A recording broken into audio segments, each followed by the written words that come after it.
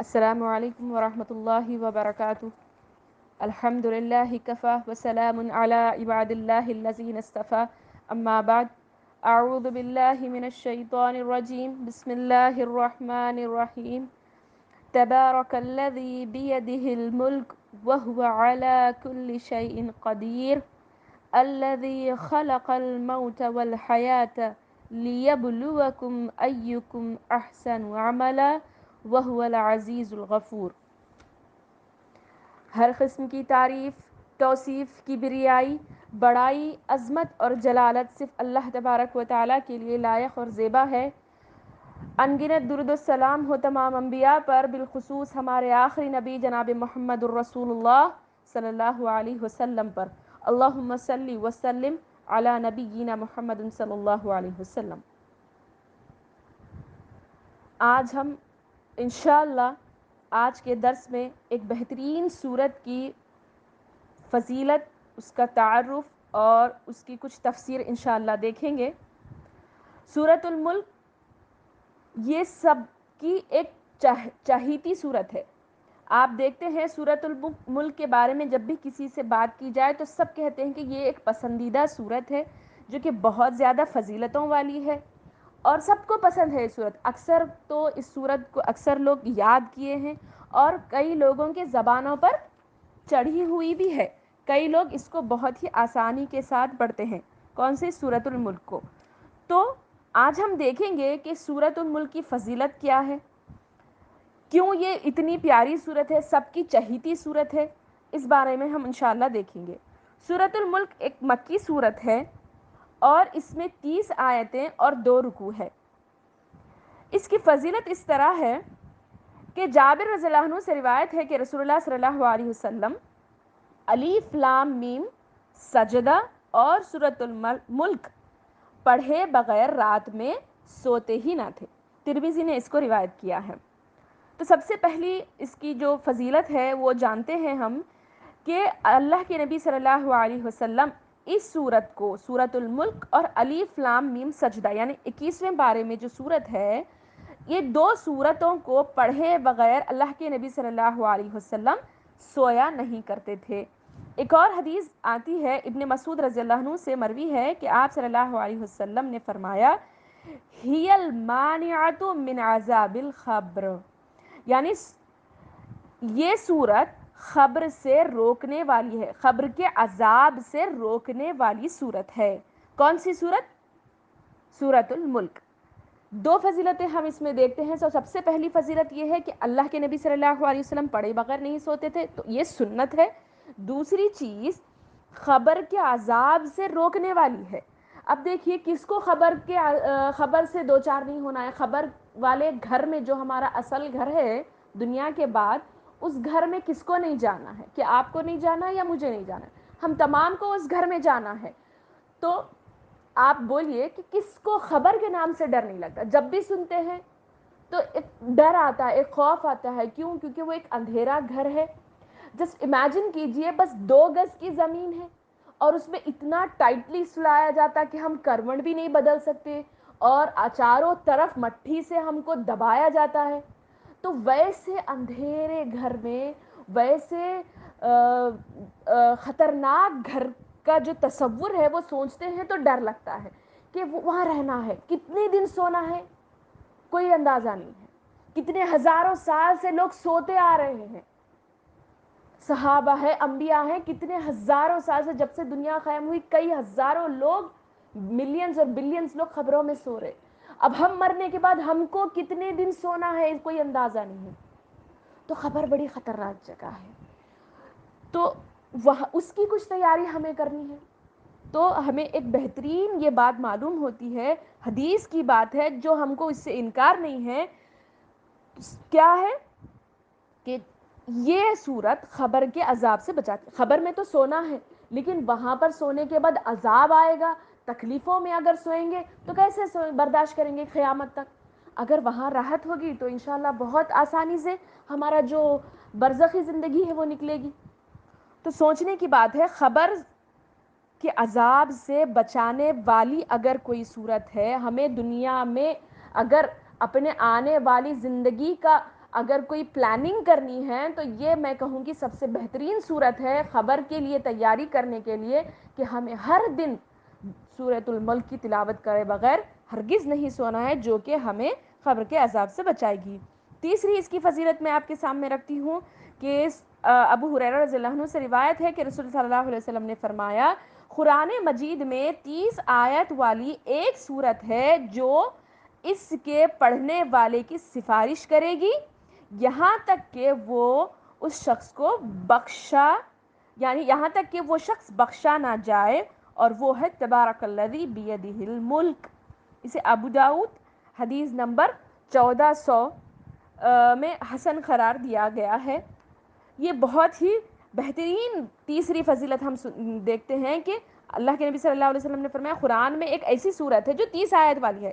کون سی؟ سورۃ الملک ہے، وہ جو کیا کرے گی؟ اپنے پڑھنے والے کی شفاعت کرے گی، یعنی صرف خبر تک نہیں رہے گی، یہ خبر میں عذاب سے نہیں بچائے گی، تھرڈ لیول اس کا دیکھیے کہ وہ سفارش کرے گی کہاں؟ حشر میں۔ خبر سے حشر تک ساتھ آئے گی، خبر میں عذاب کو آنے سے روکے گی، پھر حشر میں ساتھ آئے گی، وہاں پر کیا کرے گی؟ شفاعت کرے گی، سفارش کرے گی۔ کس کے سامنے؟ اللہ تعالیٰ کے سامنے سفارش کرے گی۔ اتنی سفارش کرے گی، اتنا اللہ تعالیٰ سے شفاعت کرے گی یہاں تک کہ وہ انسان بخشا نہ جائے گا، یعنی اس کے گناہ وغیرہ اللہ تعالیٰ بخش نہ دے جب تک اللہ تعالیٰ سے سفارش کرتی رہے گی۔ دیکھیے کتنی بہترین اس کی یہ فضیلت ہے۔ ایک چوتھی فضیلت میں آپ کے سامنے رکھتی ہوں، رسول صلی اللہ علیہ وسلم نے فرمایا قرآن مجید میں ایک ایسی صورت ہے جو اپنے پڑھنے والے اور چاہنے والے کے حق میں لڑے گی یہاں تک کہ اسے جنت میں داخل نہ کرا دے، اور وہ ہے تبارک الذی بیدہ الملک، یعنی سورۃ الملک ہے۔ کتنی بہترین صورت ہے۔ دیکھیے خبر، پہلے تو آپ صلی اللہ علیہ وسلم کی سنت پہلی چیز، دوسری چیز خبر کے عذاب سے بچائے گی، تیسری چیز ہمیں شفاعت کرے گی یہاں تک کہ ہمیں حشر میں بخشوا نہ دے، اور چوتھی چیز یہاں تک اللہ تعالیٰ سے لڑے گی، گڑ گڑائے گی کہ وہ اس انسان کو جنت میں داخل نہ کرا دے۔ تو ہمیں کون نہیں چاہتا ہم میں سے کہ ہم جنت میں جائیں؟ تو جنت میں جانے کے لیے تیاری پہلے ہونی چاہیے، تیاری دنیا میں کرنی ہے، اور اس کے لیے ایک بہترین ذریعہ ہے سورۃ الملک۔ اگر اس کی تلاوت اور اس سے محبت ہر دن پابندی کے ساتھ اگر تلاوت ہوتی ہے تو یہ ہمیں کیا کرے گی؟ جنت میں لے جانے کا سبب بھی بنے گی۔ کیا ہم اسے اپنا ساتھی نہیں بنانا چاہیے؟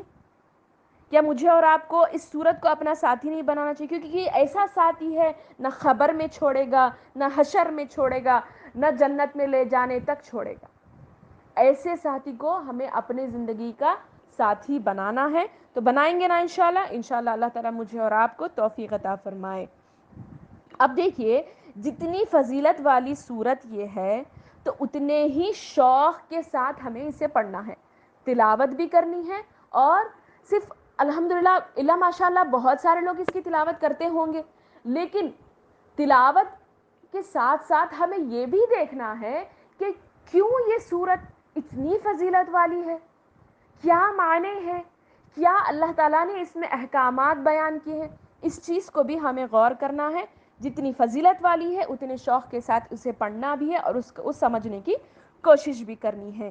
یہ صورت کیا ہے؟ مکے کے ابتدائی زمانے میں نازل ہوئی، اور صورت کا مقصد یہ ہے کہ انسان کو جو زندگی دی گئی ہے، اللہ تعالیٰ نے جو زندگی عطا کی ہے وہ دو چیزوں کے اوپر مشتمل ہے، ایک ہے ایمان، دوسرا ہے نیک عمل۔ صرف عمل نہیں، نیک عمل، کیونکہ نیک عمل کی وجہ سے ہی انسان کیا ہے معلوم ہے؟ آخرت میں کامیاب ہو سکتا ہے۔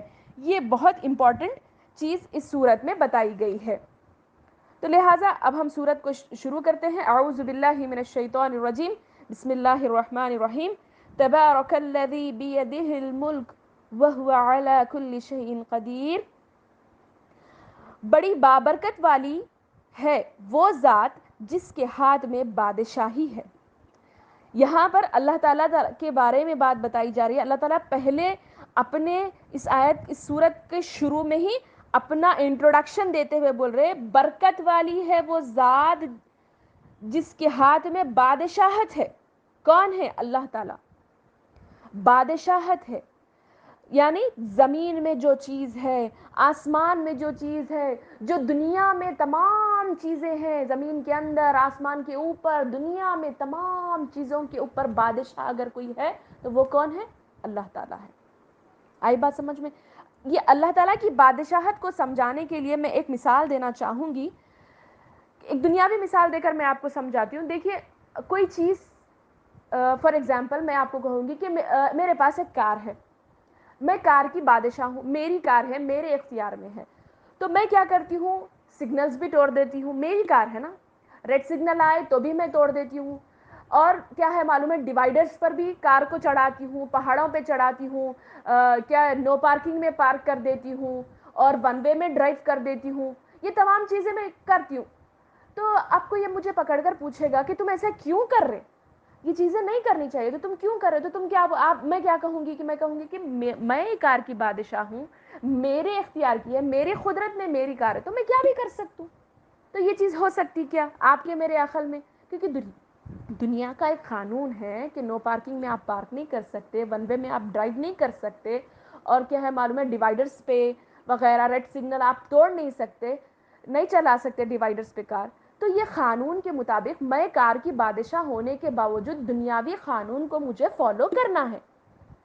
یہ میں سمجھانے کے لیے کہہ رہی ہوں، میں اپنے آپ کو اللہ تعالیٰ سے نہیں جوڑ رہی، نعوذ باللہ. میں ایک سمجھانے کے لیے، بادشاہت کے میننگ کو سمجھانے کے لیے میں کہہ رہی ہوں کہ یہ کیا ہے دنیاوی معاملہ. تو ایک بادشاہ ہونے کے باوجود، کار کا مالک ہونے کے باوجود میں وہ چیز نہیں کر سکتی جو میں آپ کے سامنے مثالیں دی. اب آپ اللہ تعالیٰ کی بادشاہت کا تصور کیجئے. اللہ تعالیٰ نے دنیا میں کچھ قوانین بنائے ہیں، دن رات، کھانا پینا، تمام چیزیں جو چلتی ہیں دنیا میں وہ اللہ تعالیٰ کی مرضی سے چلتی ہیں. تمام چیزیں اللہ تعالیٰ ہی کی بادشاہت میں ہیں، لیکن اس کے باوجود اللہ کبھی بھی کوئی چینج کر سکتے.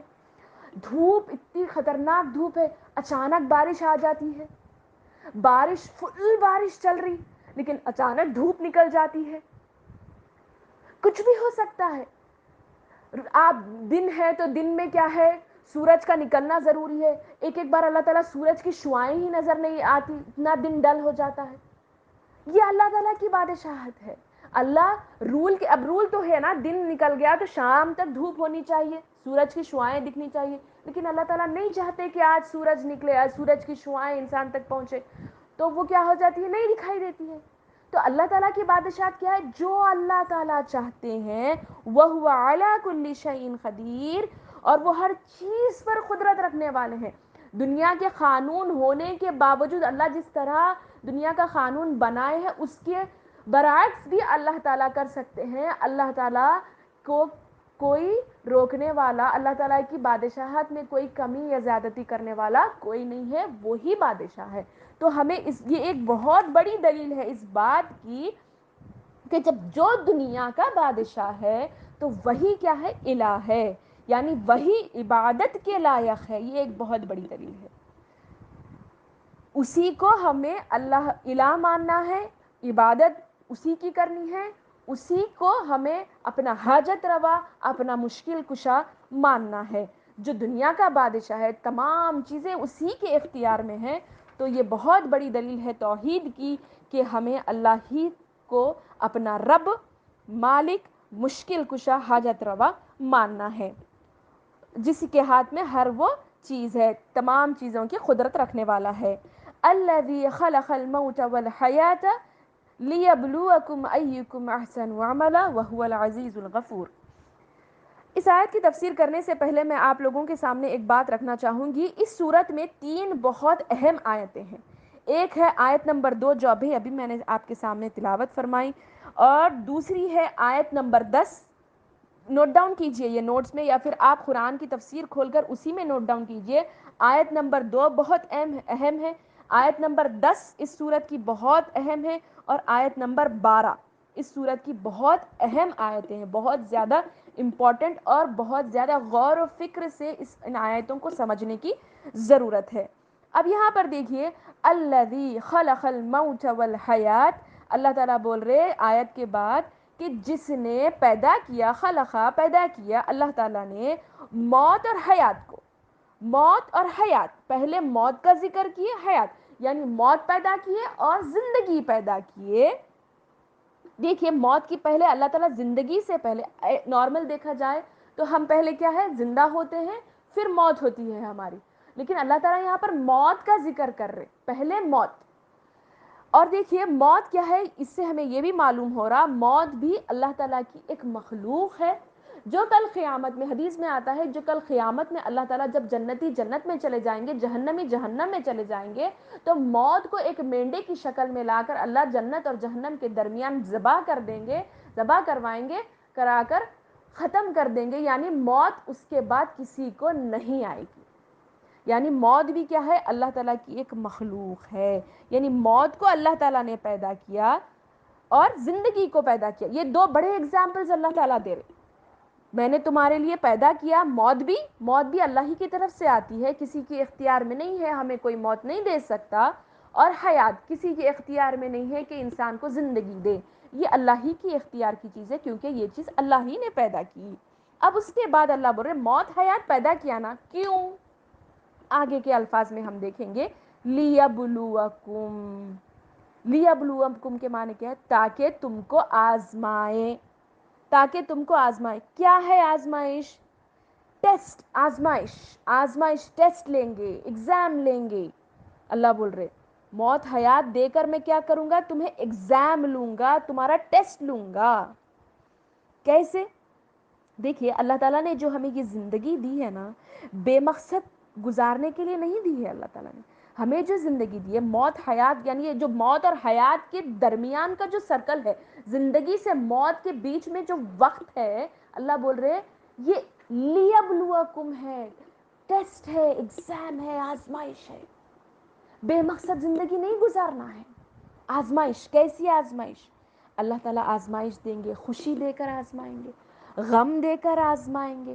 غور کیجئے میری بات پر، مصیبت دے کر آزمائیں گے، صحت دے کر آزمائیں گے، ٹھیک ہے، بیماری دے کر آزمائیں گے، ہاں نعمتیں عطا کر کے آزمائیں گے، مال دے کر آزمائیں گے. اللہ تعالیٰ خوب فراوانی دے کر آزمائیں گے. اللہ تعالیٰ مال چھین کر بھی آزمائیں گے. اللہ تعالیٰ اولاد دے کر آپ کو آزمائیں گے، اولاد بھی آزمائش ہے. اولاد کو چھین کر آزمائیں گے یا پھر اولاد نہیں دے کر آزمائیں گے، اور اولاد دیں گے تو پھر فرما بردار بنا کر بھی آزمائیں گے، اور اسی اولاد کو نافرمان بنا کر بھی آزمائیں گے. یعنی دنیا کا جو ہمارا پیریڈ ہے، جو دنیا میں ہم حالات سے گزر رہے ہیں، سوچئے وہ ہماری آزمائش ہے. اب یہ آیت پڑھنے کے بعد آپ اللہ تعالیٰ سے کمپلینٹ، گلا شکوہ نہیں کرنا ہے کہ اللہ تعالیٰ نے میری زندگی ایسی کیوں کی، یعنی میرے ساتھ ایسا کیوں ہوتا، بار بار میں آزمائشوں میں، بیماری میں، یا پھر اولاد کی وجہ سے کیوں پریشان ہوں، مجھے اولاد کیوں نہیں ہو رہی، کیوں میں غریبی میں ملوث ہوں، کیوں میں پریشانیوں میں ملوث ہوں، کیوں ایک کے بعد ایک پریشانیاں میرے پاس آتی ہیں، کیوں مجھے سکون میسر ہی نہیں ہو رہا ہے. یہ تمام کمپلینٹس ہمیں نہیں کرنا. کیوں؟ کیونکہ اللہ بولے لیبلوکم، تم کو میں جو دنیا میں زندگی دیا وہ آزمانے کے لیے دیا. آزمائش ہے، ایگزام ہال ہے. دیکھیے میں سمجھانے کے لیے کہوں گی، اب اگر آپ ایگزام ہال میں بیٹھے ہوئے ہیں، ایگزام ہال میں بیٹھنے کے بعد آپ کیا بولیں گے؟ ایگزام ہال میں بیٹھنے کے بعد آپ کیا کہا جائے گا آپ کو کہ وہاں پر ایگزام ہال میں آپ کے لیے یہ راحت تو نہیں دی جائے گی کہ آپ کیا کریں گے، مزے کریں گے، آپ کو پارٹی دی جائے گی، یا پھر ایگزامینر جو ہے آپ کو کیک وغیرہ دیں گے، ٹائم پاس کرنے دیں گے، خوشی دیں گے. ویسا نہیں ہے. ایگزام ہال میں آپ کو ٹینشن لگا ہوا رہتا ہے کہ مجھے میرے یہ ٹائم پیریڈ میں میرا پیپر کمپلیٹ کرنا ہے. اگر آپ کو آپ کا ایگزامینر ٹائم ویسٹ کرنے کے کچھ ایسے کام کر رہا ہے تو آپ کیا کریں، وہ چیز پر فوکس بھی نہیں کرتے اور کیا کرتے کہ مجھے میرا یہ ٹائم مجھے میرا پیپر کمپلیٹ کرنا ہے اور مجھے ایگزام میں اچھے نمبروں سے پاس ہونا ہے، تو مجھے میرا پیپر کمپلیٹ کرنا ہے. تو ویسے ہی ہماری زندگی ہے. یہ جو 40 50 60 سال کی جو زندگی اللہ دی ہے، اس کو ایک ایگزام ہال تصور کیجئے اور سوچئے کہ مجھے کیسا پیپر دینا ہے، کیسا دینا ہے. لیبلوکم ایگزام ہے. آگے اللہ بول رہے ایکم احسن عملا، تم میں سے کون بہتر عمل کرتا ہے. ایگزام ہے زندگی, آزمائش ہے زندگی, اور اس کے بعد پھر بولے کہ خالی آزمائش میں ایگزام ہال میں تم کیسا پیپر دے رہے, احسن عملا. یعنی دیکھیے حسن سے ہے, حسن کہتے ہیں خوبصورت چیز کو, احسن کہتے ہیں یہ اس میں تفضیل ہے, یعنی زیادہ خوبصورت, سپرلیٹو ڈگری. یعنی خالی اچھا عمل نہیں کرنا ہے آپ کو, بہت اچھا عمل, سب سے اچھا عمل کرنا ہے. یہ ہے ایگزام ہال میں ہمیں کرنے کی چیز, سب سے اچھا عمل. دیکھیے اللہ تعالیٰ یہاں پر میں آیت کو بدل رہی نہیں ہوں, بٹ میں آپ کو سمجھانے کے لیے یہ بات کہہ رہی ہوں. اللہ تعالیٰ یہ بھی بول سکتے نا, ایوکم اکثر عملا, تم میں سے اکثر لوگ کیا ہے, عمل کرتے ہیں, یا پھر اکثر لوگ عمل کریں گے. خوب یہ بول سکتے ہیں, اکثر نہیں بولے اللہ تعالیٰ, احسن بولے. زیادہ اچھا عمل کون کرتے؟ میں دیکھتوں موت حیات میں جو بنایا, موت حیات کا سرکل جو تمہاری 40-50 سال کی زندگی ہے, وہ جو زندگی ہے ایگزام ہال ہے, میں تمہیں آزماؤں گا. دیکھیے اب تصور کیجئے, میں جو حالات سے سنگل تصور کیجئے, محاسبہ کیجئے اپنا, میں جو حالات سے دوچار ہو رہی ہوں, میں بیماری میں ہوں یا آزمائش میں ہوں, اولاد نہیں ہے, پیسہ نہیں ہے, یا پھر میرے پاس صحت ہے, یا پھر میرے پاس بہت ساری نعمتیں ہیں, پیسہ پہ پیسہ آ رہا ہے, مال پہ مال آ رہا ہے, میں سکون میں ہوں, تو ایسا مت سمجھیے کہ آپ فری ہیں, سمجھیے کہ میں آزمائش میں ہوں. دیکھیے میں کہوں گی کہ اللہ تعالیٰ کی جو نعمتیں دینے والی آزمائش ہے نا, اس سے بہتر آزمائش ہے نعمتوں کی چھینے جانے والی آزمائش. کیونکہ جب نعمتیں انسان سے چھن جاتی ہیں تو اللہ تعالیٰ خود بخود اسے یاد آ جاتا ہے. جب نعمتیں انسان کے پاس موجود ہوتی ہیں تو اللہ تعالیٰ اسے یاد نہیں آتے. تو یہ بڑی ڈینجر ہے, نعمتیں مل جانا بڑی ڈینجر آزمائش ہے, اس میں ہم اللہ سے دور ہو جاتے. نعمتیں چھن جائیں گی تو اس آزمائش میں ہم اللہ کے قریب ہوتے. تو غور کرنے کی بات ہے. اب یہاں پر اللہ تعالیٰ سے کوئی گلہ نہیں, یہ آیت سننے کے بعد, یہ آیت پڑھنے کے بعد اللہ سے کوئی گلہ کوئی شکوہ ہمیں نہیں ہونا چاہیے. اللہ تعالیٰ بولے احسن عملا. دیکھیے اللہ تعالیٰ بولے احسن عمل, اچھا, بہت اچھا عمل. اچھے عمل میں کیا کوانٹیٹی ہے یا کوالٹی ہے؟ دو ورڈز دیکھیے, مقدار ہے یا پھر وزندار ہے. کوانٹیٹی یا کوالٹی, اللہ تعالیٰ بول رہے ہیں کوانٹیٹی اللہ تعالیٰ نہیں دیکھتے, انسان کے عمل میں اللہ تعالیٰ کوالٹی دیکھتے. دیکھیے بیسٹ عمل, احسن عملہ یعنی بیسٹ عمل. بیسٹ عمل کیسے ہوگا؟ وہ عمل, دو میں باتیں یہاں پر بتاؤں گی. بیسٹ عمل اگر مجھے اور آپ کو کرنا ہے, کوانٹیٹی نہیں کوالٹی والا اگر عمل اللہ کو پاس لے جانا ہے, تو دو چیزیں ہیں, نوٹ ڈاؤن کیجئے دو چیزیں. پہلی چیز ہے وہ عمل جو اخلاص والا ہو. اخلاص یعنی جو صرف اور صرف اللہ کی رضا کے لیے کیا گیا ہو, یہ ہے پہلی چیز. دوسری چیز, اللہ نے حسنہ سے بنایا, یعنی اسوہ حسنہ ہمیں بنا کر بھیجا ہے. یعنی بیسٹ رول ماڈل کا ہمیں اللہ تعالیٰ نے بتا بھی دیا ہے کہ بیسٹ رول ماڈل کون ہے. بیسٹ رول ماڈل کون ہے؟ محمد صلی اللہ علیہ وسلم. یعنی ان کو دیکھ کر زندگی گزارنا ہے. طریقہ سنت کیا ہو, وہ آپ صلی اللہ علیہ وسلم کے طریقے پہ ہو. پہلے وہ عمل, پہلا پوائنٹ دیکھیے اخلاص ہو. کون سا بھی کام کر رہے صرف اللہ کی رضا کے لیے, شوہر خوش ہوتے, رشتہ دار خوش ہوتے, میں اچھا عمل کروں گی تو گاؤں میں یا پھر معاشرے میں واہ واہ کرائی جاؤں گی, میں اتنا زیادہ صدقہ کرتی ہوں کہ لوگوں کے بیچ میں بہت زیادہ سخی کہلائی جاؤں گی. اگر یہ ہماری نیت ہے تو ہمارا یہ عمل ضائع برباد ہوگا. سمجھ میں آ رہی بات؟ عمل میں اخلاص ہو, جو بھی کرے صرف اللہ کے لیے. اور دوسرا طریقہ وہ ہو جو آپ صلی اللہ علیہ وسلم کا طریقہ ہو. جیسے کہ فار ایگزامپل ہمیں چیک کرنا ہے اب یہاں پر میرا عمل, اب یہاں پر یہ بات سمجھنے کی, یہ دو چیزیں سامنے رکھتے ہوئے اب مجھے اور آپ کو چیک کرنا ہے کہ میرا عمل کیا اخلاص اور آپ صلی اللہ علیہ وسلم کی سنت سے ثابت ہے. فار ایگزامپل اگر میں صبر کر رہی ہوں تو کیسا کر رہی ہوں؟ کیا لوگوں کو دکھانے کے لیے کر رہی ہوں صبر کوئی بھی معاملات میں, یا پھر اللہ تعالیٰ کو راضی کرنے کے لیے صبر کر رہی ہوں, بس اللہ مجھ سے راضی ہو جائے. یا پھر ہم دیکھیں نماز پڑھ رہے, روزہ رہ رہے, قرآن پڑھ رہے, صدقہ کر رہے وغیرہ, ہر چیز تمام چیزیں ہم کر رہے.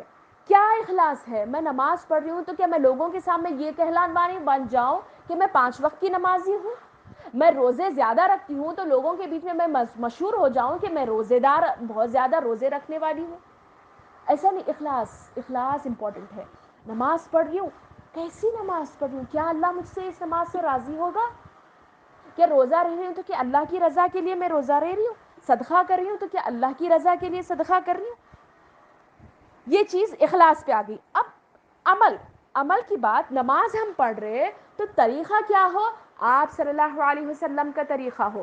اب دیکھیے میرا دل بول رہا ہے میں زیادہ عمل کرنا چاہ رہی ہوں، مغرب کی 3 رکعت فرض ہے، نہیں بھائی میں زیادہ اللہ کے سامنے احسن و عملہ کرنا چاہ رہا ہوں، اچھا عمل کرنا چاہ رہا ہوں، تو میں اس کو 4 پڑھ لیتی ہوں. نہیں ہو سکتا نا، 4 نہیں پڑھ سکتے. آپ زیادہ کرنا چاہے تو بھی نہیں پڑھ سکتے. کیوں؟ کیونکہ آپ صلی اللہ علیہ وسلم نے 3 رکعت نماز ہمیں پڑھ کے دکھائی تو ہمیں 3 ہی رکعت پڑھنا ہے، وہی اچھا عمل ہے.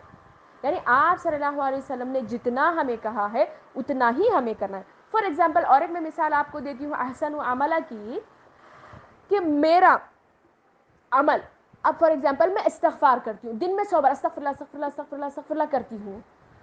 وہ 100 بار استغفر اللہ اللہ تعالیٰ کے پاس زیادہ قابل قبول نہیں ہوگا، زیادہ کوانٹٹی والا نہیں ہوگا، کوالٹی والا نہیں ہوگا، بنسبت اس کے کہ ایک مرتبہ دل سے اپنے گناہ کو یاد کر کر استغفر اللہ واتوب الیہ، میں دل میں اللہ تعالیٰ سے شرمندگی کرتے ہوئے اپنے گناہ کو یاد کرتے ہوئے اے اللہ مجھے اس گناہ سے تو بخش دے، تو مجھے معاف کر دے. بخشش اللہ سے جو دل کی گہرائیوں سے جو طلب ہوتا ہے، وہ جو اخلاص والا عمل ہے وہ اللہ کو پسند ہے. بنسبت 100 بار آپ استغفر اللہ پڑھو، عمل کرو اخلاص کے ساتھ اور آپ صلی اللہ علیہ وسلم کے طریقے کے ساتھ. بلکہ اس کے بجائے ہم کیا کرتے ہیں، بیجوں پہ، بٹانوں پر لمبی لمبی دستخوان بچھا کے استغفر اللہ کی تلاوت کرتے ہیں. تو ایسا عمل اللہ کو نہیں پسند. کوالٹی اللہ دیکھتے ہیں، کوانٹٹی نہیں دیکھتے. ایسے عمل نہیں کرنا ہے جو آپ صلی اللہ علیہ وسلم نے اپنی زندگی میں نہیں کیے، وہ عمل ہمیں ہرگز نہیں کرنا ہے. یہ بات ہم کو احسن عملہ سے معلوم ہوتی ہوں. امید کرتی ہوں کہ آپ کو میری بات سمجھ میں آئی ہوگی. وَهُوَ الْعَزِيزُ الْغَفُورُ، اللہ تعالیٰ بول رہے کہ وہی زبردست اور بخشنے والا ہے. یعنی جو بھی ہم سے اب تک گناہ ہو گئے ہیں، جو بھی ہم نے ریاکاری میں آ کر ریاکاری میں نماز پڑھی ہو، صدقہ کیا ہو، کبھی ہمارے اندر گھمنڈ آیا ہو علم کی وجہ سے یا پھر عمل کی وجہ سے، صدقے کی وجہ سے، جو بھی معاملات میں آیا ہو، اللہ تعالیٰ سے ہمیں بخشش طلب کرنی ہے. اللہ بولے بڑا بخشنے والا ہے. اللہ تعالیٰ بہت ہی غفور الرحیم ہے. اللہ تعالیٰ ہمارے گناہوں کو معاف فرمائے. آمین ثم آمین. وآخر دعوانا ان الحمد للہ رب العالمین. السلام علیکم ورحمۃ اللہ وبرکاتہ.